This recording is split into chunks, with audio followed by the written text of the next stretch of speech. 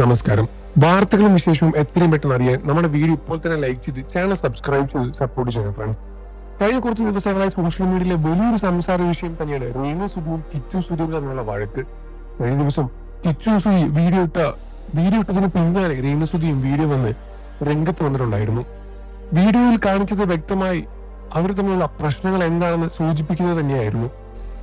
കിച്ചുസുധി കാണിച്ചത് രേണുസുധി എന്തുകൊണ്ട് കാണാൻ പോയില്ല എന്നും എന്തുകൊണ്ടാണ് താൻ ഇങ്ങനെ റിയാക്ട് ചെയ്യുന്നതും എന്നതിനെ പറ്റിയുള്ളൊരു ക്ലിയർ ആയിട്ടുള്ള ഒരു എക്സ്പ്ലനേഷൻ ആയിരുന്നു.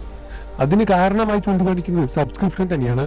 രേണുസുധി ഇൻസ്റ്റാഗ്രാമിൽ സബ്സ്ക്രിപ്ഷൻ തുടങ്ങിയത് മുതലാണ് കിച്ചുസുധിയുമായുള്ള അകൽച്ച തുടങ്ങിയത് എന്നാണ് കിച്ചു വ്യക്തമാക്കുന്നത്. അതുമാത്രമല്ല, താൻ സബ്സ്ക്രിപ്ഷൻ തുടങ്ങിയപ്പോൾ രേണു അയച്ച മെസ്സേജും കിച്ചു സോഷ്യൽ മീഡിയ വഴി കാണിക്കുകയുണ്ടായി.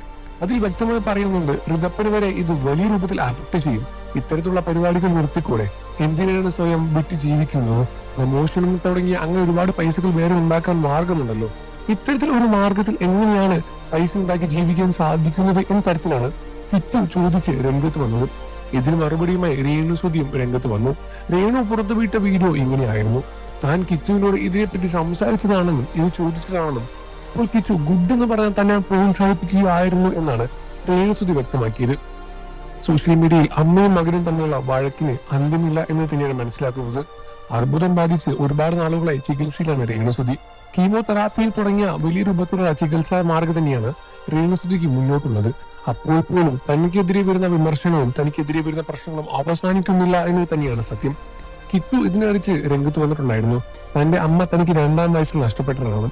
പിന്നീട് താൻ അനുഭവിച്ച കാര്യങ്ങളെ പറ്റിയും അതേപോലെ തന്നെ രേണുസുധിയുടെ ഇത്തരത്തിലുള്ള പ്രവർത്തികൾ തന്നെ അനുഭവിപ്പിക്കുന്ന കാര്യങ്ങളെ പറ്റിയുമെല്ലാം കിച്ചു സംസാരിച്ച് രംഗത്ത് വന്നു. കിച്ചുവിനെ സപ്പോർട്ട് ചെയ്തും വിമർശിച്ചും ഒരുപാട് പേരും രംഗത്ത് വരുന്നുണ്ട്.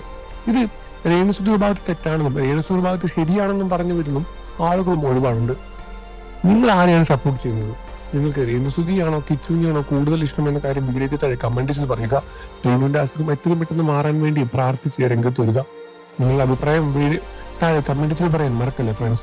വാർത്തകളും വിശേഷവും എത്രയും പെട്ടെന്ന് അറിയാൻ നമ്മുടെ വീഡിയോ ലൈക്ക് ചെയ്ത് ചാനൽ സബ്സ്ക്രൈബ് ചെയ്ത് ഇപ്പോൾ തന്നെ സപ്പോർട്ട് ചെയ്യുക.